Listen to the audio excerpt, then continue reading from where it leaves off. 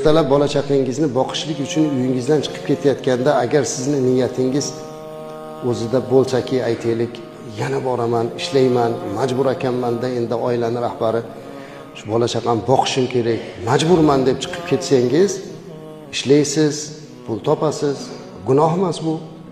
Gunoh emas, pul qildingiz, hammasi joyida. Lekin kelingda shunda niyatni sal o'zgartiraylik-da. Aytsangizki, Alloh Qur'onda ar-rijalu qawwamuna 'alan nisa, erkaklar ayollar ustiga boshliq dedi. Oila rahbari qildi. Alloh meni oilani rahbaridek mas'uliyat bilan yaratib, oilami ta'minotini mana gardanimga yuklagan ekan. Bugun o'sha vazifamni Alloh uchun bajargani chiqib ketyapman. Alloh menga halol rizq ato qilgin deb chiqib ketsangiz, to borib xizmatingizni qilib, ishingizni qilib kelguncha ham siz ibodatdasiz. Ibodat savobini olasiz. Chunki siz Alloh uchun qilyapsiz buni.